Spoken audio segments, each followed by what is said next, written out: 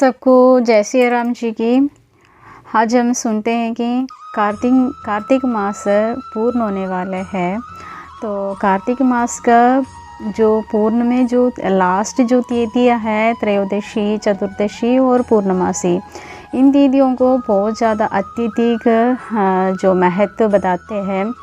तो स्कंद पुराण में ब्रह्मा जी नारद ऋषि को कहते हैं और भविष्य पुराण में भगवान श्री कृष्ण युधिष्ठिर को कहते हैं। तो हम हर बात पुराणों से सुनते हैं, क्योंकि कई बात अलग अलग जो लोग अपना अपना हिसाब से कथाएँ बनाते हैं। तो कुछ इधर से कुछ सुनना पड़ते हैं, कुछ उधर से सुनना पड़ते हैं। जो पौराणिक कथाएँ बता देती हैं, तो असली जो उसके अंतर्गत है वो पुराणों से जो हम देखेगा तभी पता चलते हैं क्या है इसका महत्व क्या है। तो कोई सही बताते हैं, कोई बस अपने हिसाब से ही बता देती है। तो हम पुराणों से सुनते हैं। तो इस दिन को जो पूर्णमासी लास्ट दिन, जो कार्तिक मास के जो पूर्णमासी को देव दीपावली भी कहते हैं। देव दिवाली इसलिए कहते हैं कि इसी दिन कार्तिक पूर्णिमा के दिन, हम ब्रह्म वैवर्त पुराण देखेगा तो उसमें कहते हैं कि कार्तिक पूर्णिमा के दिन सबसे पहले जो भगवान श्री कृष्ण रासलीला रचा था वो वही दिन है कार्तिक पूर्णिमा। तो सबसे पहले जब महारास हुआ था उस समय चंद्रमा भी अपना वहाँ से निकल के गोलोक ऊपर आके 6 महीने तक खड़े रहा था। तो जैसे एक ही जगह में खड़े रहते, तो चंद्रमा का जो खला है वो नष्ट हुआ था। तो क्योंकि चंद्रमा नष्ट हुआ मतलब चंद्रमा अपना जो सुध बुध को के रासलीला को देख के ही खड़े रहा। तो जो माता लक्ष्मी ने जो चंद्रलोक में दीपक जगाकर चंद्रमा का प्रकाश करते रहे थे। तो इसी दीपक को जो हर जगह प्रचलित करते हैं। और दूसरा मान्यता है कि जो राजा बलि जो भगवान वामन रूप में आ गए थे, जो 3 पग जो जगह लेने के लिए, उसी समय हर चीज़ राजा बलि से ले लिया था भगवान ने। तो 3 पग में ही सारा तीनों लोग नाप लिया था। उसके बाद भगवान ने राजा बलि को कहते हैं कि आपको कुछ चाहिए तो मांगो, वरदान मांगने के लिए कहते हैं कि। तो उसी समय जो कार्तिक मास में जितना भी दीपावली वगैरह हुआ था, दीपदान का सारा जो दीपदान जो किया था उसमें अत्यधिक पुण्य फल मिलते हैं हमें। तो रोग पीड़ सब कुछ दूर होने वाला है और सुख शांति सब कुछ मिलने वाले हैं। सारे जो दीप प्रज्वलित से जो मिलते हैं वो सारे पुण्य फल मुझे दे दो, ऐसे कहते हैं राजा बलि। तो ये सुनकर सारे देवी देवता कहते हैं कि ऐसे सारे पुण्य बलि को देगा तो क्या करेगा। तो उसी दिन एक ही दिन जो देवों के लिए जो दीपावली बनाया था वो ये कार्तिक पूर्णिमा का है। तो इसी दिन देवलोक में दीपावली मनाते हैं। सब इतने सारे दीवा जगा के देवलोक में दीपावली मनाते हैं। तो इसलिए इस पूर्णिमा को देव पूर्णिमा भी कहते हैं। तो हम पुराणों से सुनते हैं क्या लिखा है पुराण में। पहले हम स्कंद पुराण से सुनते हैं ब्रह्मा जी नारद ऋषि को क्या कहते हैं। इसमें कार्तिक मास का जो महात्म्य बताते हैं ब्रह्मा जी नारद ऋषि से। तो उसमें लास्ट जाके महात्म्य में लास्ट जाके जो 3 तिथियों का महात्म्य बताते हैं वो सुनते हैं। कार्तिक मास के शुक्ल पक्ष के जो अंतिम 3 पुण्यमयी तिथियाँ हैं वो त्रयोदशी, चतुर्दशी और पूर्णिमा है। ये कल्याण करने वाली मानी गई है। उनकी अति पुष्करिणी संख्या है। तो वे सब पापों का नाश करने वाली है। जो पूरे कार्तिक मास में स्नान करता है वह इन्हीं 3 तिथियों में स्नान करके पूर्ण फल का भागी होते हैं। त्रयोदशी में समस्त वेद जाकर प्राणियों को पवित्र करते हैं। चतुर्दशी में यज्ञ और देवता सब जीवों को पावन बनाते हैं और पूर्णिमा में भगवान विष्णु से अधिष्ठित संपूर्ण श्रेष्ठ तीर्थ ब्रह्मघाती और शराबी आदि सब पापियों को शुद्ध करते हैं। जो गृहस्थ उक्त 3 तिथियों में ब्राह्मण कुटुंब को भोजन कराते हैं वह अपने समस्त पितरों का उद्धार करके परम पद को प्राप्त होते हैं। जो कार्तिक के अंतिम 3 दिनों में जो गीता पाठ करते हैं उसे प्रतिदिन अश्वमेघ यज्ञ का फल प्राप्त होते हैं। जो उक्त तीनों दिन विष्णु सहस्र नाम का पाठ करते हैं वह जल से कमल के पत्तों की भांति पापों से कभी लिप्त नहीं होता। वैसे ही करने वाले कुछ मनुष्य देवता और कुछ सिद्ध होते हैं। कार्तिक मास की अंतिम 3 तिथियों में सब पुण्यों का उदय होते हैं। उनमें भी पूर्णिमा का महत्व विशेष है। पूर्णिमा को प्रातःकाल उठकर शौच स्नान आदि से निवृत्त हो समस्त नित्य कर्मों की समाप्ति करके भगवान विष्णु का पूजन करें। बगीचे में अथवा घर पर भगवत भक्त पुरुष कार्तिक पूर्णिमा के दिन मंडप बनाए, उसे केले के खंभों से सुशोभित करें, उसमें आम के पल्लवों की बंदरवार लगाए और ओक के डंडे खड़े करके उस मंडप को सजाए। विचित्र वस्त्रों से मंडप को अलंकृत करके उसमें भगवान विष्णु की पूजा करें। पवित्र, चतुर, शांत, ईर्ष्या रहित, साधु, दयालु, उत्तम वक्ता और श्रेष्ठ बुद्धि वाला पुराणज्ञ विद्वान वहाँ बैठकर पवित्र कथा कहे। पौराणिक विद्वान जब व्यासासन पर बैठ जाए तब से लेकर उस प्रसंग की समाप्ति होने तक किसी को नमस्कार न करे।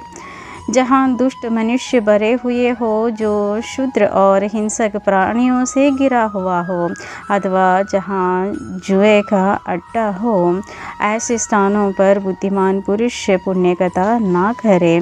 जो शुद्ध और भक्ति से संयुक्त अन्य कार्यों की अभिलाषा न रखने वाले मौन, पवित्र एवं चतुर हो, वे ही श्रोता पुण्य के भागी होते हैं। जो मनुष्य बिना भक्ति के तथा अधम भाव लेकर पवित्र कथा को सुनते हैं उनको पुण्य फल नहीं प्राप्त होता। मास के अंत में गंध, माल्य, वस्त्र, आभूषण तथा धन के द्वारा भक्तिपूर्वक पौराणिक विद्वान का पूजन करें।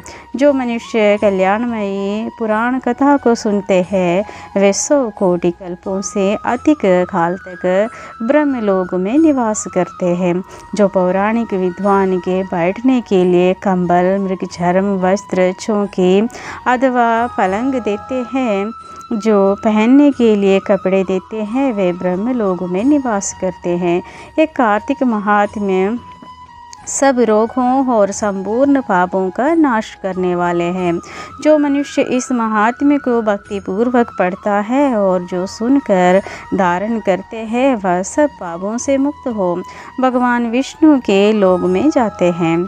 जिनकी बुद्धि खोटी हो तथा जो श्रद्धा से हीन हो, ऐसे किसी भी मनुष्य को यह महात्म्य नहीं सुनाना चाहिए। अब हम सुनते हैं भविष्य पुराण से। भविष्य पुराण में 3 जो मास के पूर्णिमा के बारे में बताते हैं, सर्वश्रेष्ठ है वो कौन कौन सी पूर्णिमा है ये सुनते हैं। वैशाखी, कार्तिकी और माघी पूर्णिमा को जो पूर्णिमा का बहुत ज़्यादा अत्यधिक श्रेष्ठ बताते हैं भगवान, तो सुनते हैं हम। राजा युधिष्ठिर ने पूछा, भगवान संवत्सरों में कौन कौन से तिथियां स्नान, दान आदि में अधिक पुण्यप्रद है, उसका आप वर्णन करें। तो भगवान श्री कृष्ण उसका उत्तर बताते हैं। भगवान श्री कृष्ण बोले, महाराज, वैशाख, कार्तिक और माघ इन 3 महीनों की पूर्णिमाएं स्नान, दान आदि के लिए अधिश्रेष्ठ है। इन तिथियों में स्नान, दान आदि अवश्य करने चाहिए। इन तिथियों में तीर्थों में स्नान करें और यथाशक्ति दान करें। वैशाखी को उज्जैनी अथवा जो उज्जैन में शिप्रा नदी है, तो शिप्रा में, कार्तिक मास को पुष्कर में और माघी को वाराणसी मतलब गंगा में स्नान करना चाहिए। इस दिन जो पितरों का तर्पण करता है वह आनंद फल पाता है और पितरों का उद्धार करता है। वैशाख पूर्णिमा को अन्न, सुवर्ण वस्त्र सहित जलपूर्ण कलश ब्राह्मण को दान करने से व्रती सर्वदा शोक मुक्त हो जाते हैं। इस व्रत में सुंदर मधुर भोजन से परिपूर्ण पात्र, गो, भूमि, सुवर्ण तथा वस्त्र आदि का दान करना चाहिए। माघ पूर्णिमा को देवता और पितरों का तर्पण कर सुवर्ण सहित तिलपात्र, कंबल, रुई के वस्त्र, कपास, रत्न आदि ब्राह्मण को दें। कार्तिक पूर्णिमा को वृषोत्सर्ग करें। भगवान विष्णु का निराजन करें। हाथी, घोड़े, रथ और गृध्र धेनु आदि 10 धेनुओं का दान करें और केला, खजूर, नारियल, अनार, संतरा, ककड़ी, बैगन, करेला, कुंदरू, कुष्मांड आदि फलों का दान करें। इन पुण्य तिथियों में जो स्नान, दान आदि नहीं करते हैं वे जन्मांतर में रोगी और दरिद्री होते हैं। ब्राह्मणों को दान देने का तो फल ही है, परंतु बहन, भांजे, बुआ आदि को तथा दरिद्र बंधुओं को भी दान देने से बड़ा पुण्य होते हैं। मित्र, कुलीन व्यक्ति, विपत्ति से पीड़ित व्यक्ति, दरिद्री और आशा से आए अतिथि को दान देने से स्वर्ग की प्राप्ति होती है। राजन, सीता और लक्ष्मण सहित श्री रामचंद्र जी जब वन चले गए थे उसी समय भरत जी अपने ननिहाल में थे। इधर लोगों ने माता कौशल्या को उनके विषय में संक्षिप्त कर दिया कि श्री राम के वनगमन में भरत ही मुख्य हेतु है। तो फिर भरत जी ने उसके लिए मैया से क्या कहते हैं ये भी सुनते हैं हम आगे। तो फिर जब वे ननिहाल से वापस आए और उन्हें सारी बातें ज्ञात हुई तो उन्होंने माता को अनेक प्रकार से समझाया और शब्द भी लिए, पर माता को विश्वास ना हुआ। किंतु जब भरत ने कहा कि माँ, भगवान श्री राम के वनगमन में यदि मेरी सम्मति हो तो देवताओं द्वारा पूजित तथा अनेक पुण्यों का प्रदान करने वाले वैशाख, कार्तिक, माघी की पूर्णिमाएं मेरे बिना स्नान दान के ही व्यतीत हो और मुझे निम्न गति प्राप्त हो। इस महान शपथ को सुनते ही माता को विश्वास हो गया और उन्होंने भरत को अपने अंग में ले लिया तथा अनेक प्रकार से आश्वस्त किया। महाराज, इन तीनों तिथियों का संपूर्ण महात्म्य कौन वर्ण कर सकता है? मैंने संक्षेप में कहा है। इन तीनों तिथियों को जल, अन्न, वस्त्र, स्वर्ण पात्र, छत्र आदि दान करने से पुरुष इंद्रलोक को प्राप्त करते हैं। तो ये भविष्य पुराण का है जो भगवान श्री कृष्ण का कहना है। पहले हम स्कंद पुराण से सुने थे ब्रह्मा जी का कहना। तो ये पूर्णिमा का सविशेषता ही है, ये अत्यधिक पुण्यमयी है और देवताओं के लिए दीपदान आप सब भी कर लीजिएगा। और दान का बहुत ज़्यादा महत्व बताते हैं, क्या क्या दान करना ये भी सुन लिया आप लोगों ने। तो आशा करती हूँ आप सबको ये पूर्णमासी का विशेषता और कार्तिक महीना का जो अंतिम जो महात्म्य है ये आप लोगों को अच्छा लगे है तो लाइक और शेयर कर लीजिएगा। जो भी सब्सक्राइब नहीं किया वो लोग भी कर लीजिएगा। सबको जय सिया राम जी की हर हर महादेव।